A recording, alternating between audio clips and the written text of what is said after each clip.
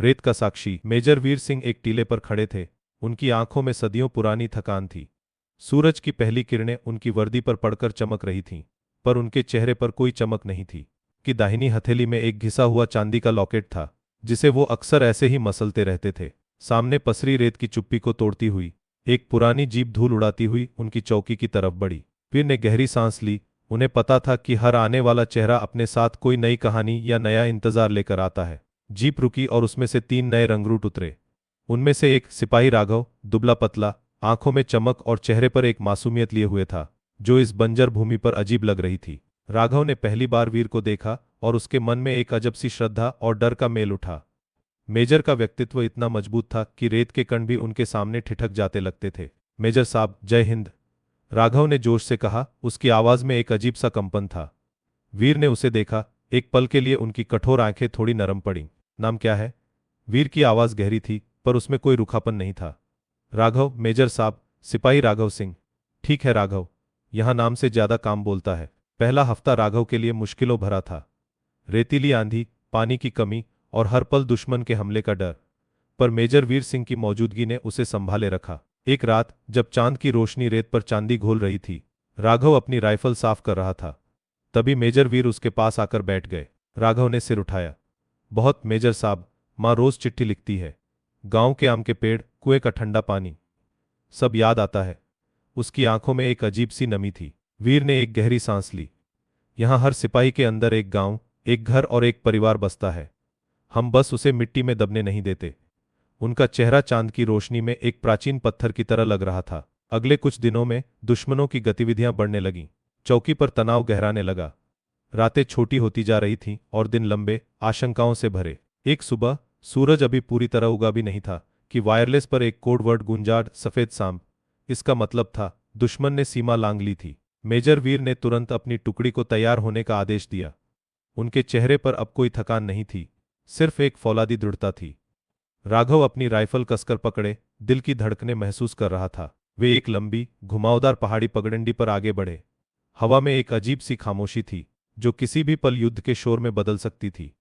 हर कदम पर मौत का साया मंडरा रहा था। अचानक सामने से गोलियों की बौछार शुरू हो गई। दुश्मन एक ऊंची पहाड़ी पर छिपे हुए थे। वीर ने तुरंत अपने जवानों को कवर लेने का आदेश दिया। राघव ने पहली बार इतनी करीब से मौत को देखा। उसके बगल से एक गोली सर से निकली और एक पत्थर से टकराकर चिंगारी निकली। उसका दिल मुंह को आ रहा था। डरो मत सिपाही, आंखें खुली रखो, हाथ कसकर, वीर ने उसे चिल्लाकर कहा। उनकी आवाज में एक अजीब सी शांति थी, जो राघव को थोड़ी हिम्मत दे गई। कई घंटों तक गोलीबारी चलती रही। दोनों तरफ से नुकसान हो रहा था। वीर ने एक पल के लिए अपनी आंखों में दर्द महसूस किया जब उसने अपने एक जवान को गिरते देखा। हर जवान उसके लिए उसका बेटा था। दुश्मन संख्या में ज्यादा थे और उनकी स्थिति बेहतर थी। वीर जानता था कि अगर वे पीछे नहीं हटे तो पूरा दस्ता खत्म हो जाएगा। पीछे हटो, कवर फायरिंग करते रहो, वीर ने चिल्लाकर आदेश दिया। वह खुद आखिरी में अपने एक घायल जवान को खींचते हुए पीछे हट रहा था। रिट्रीट के दौरान राघव ने देखा कि एक दुश्मन सैनिक एक घायल भारतीय जवान को मारने के लिए आगे बढ़ रहा था। राघव की आंखें लाल हो गईं। उसने बिना सोचे समझे अपनी पोजीशन से निकलकर उस सैनिक पर हमला कर दिया। वीर ने यह देखा। उसका दिल बैठ गया। राघव की मासूमियत अभी तक गई नहीं थी। वह तुरंत उसकी तरफ दौड़ा। राघव ने दुश्मन सैनिक को मार गिराया, पर उसी पल एक गोली उसकी पसली से पार हो गई। वह लड़खड़ाया और रेत पर गिर पड़ा। उसकी आंखों में अभी भी वही मासूमियत थी, पर अब उसमें एक गहरी उदासी भी तैर रही थी। वीर उसके पास पहुंचा, उसे अपनी बाहों में उठा लिया। राघव के मुंह से खून निकल रहा था। तूने हार नहीं मानी मेरे शेर, तूने तो जीत लिया है सब कुछ। वीर की आंखें नम थीं, पर वह खुद को संभाले हुए था। राघव ने एक अंतिम सांस ली और उसकी आंखें हमेशा के लिए बंद हो गईं। सूर्य अस्त हो रहा था। उसकी नारंगी किरणें रेत पर खून की तरह फैल रही थीं। वीर ने राघव के शरीर को धीरे से नीचे रखा और उसकी बंद आंखों पर अपना हाथ रखा। यह युद्ध की एक और कीमत थी। वे अगले दिन वापस चौकी पर लौटे। जीत या हार का कोई स्पष्ट निशान नहीं था, बस गहरे घाव और खामोशी थी। वीर ने अपने चेहरे पर एक बार फिर उस फौलादी दृढ़ता का मुखौटा पहन लिया था, पर भीतर से वह टूट चुका था। राघव की यादें उसे सता रही थीं। उसकी मां की चिट्ठियां, गांव के आम के पेड़, कुएं का ठंडा पानी, अब ये सब वीर के भीतर भी गूंज रहे थे। उसने अपने कैंप में जाकर अपनी डायरी खोली। कई सालों से वह हर उस जवान का नाम लिखता आ रहा था जिसे उसने खो दिया था। आज एक और नाम उसमें जोड़ा गया, सिपाही राघव सिंह।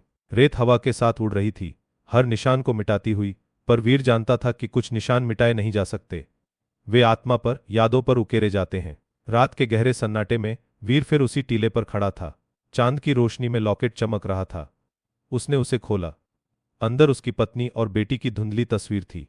के बगल में एक और तस्वीर थी, एक मुस्कुराते हुए छोटे लड़के की, जो अब राघव जैसा ही लगता था। युद्ध शायद कभी खत्म नहीं होगा। यह बस रूप बदलता है और अपनी निशानियां पीछे छोड़ जाता है, रेत पर, दिल पर और उस हर सिपाही की आत्मा पर जो इसका साक्षी बनता है। वीर ने लॉकेट बंद किया और अपने हाथ में कसकर पकड़ लिया। राघव अब रेत का साक्षी नहीं था, वह खुद उस रेत में समा गया था। और वीर अब हर उस युवा चेहरे में राघव को देखेगा, जो इस सीमा पर अपने सपने लेकर आएगा। आपको यह कहानी कैसी लगी, हमें कमेंट्स में बताएं और चैनल को सब्सक्राइब करना न भूलें।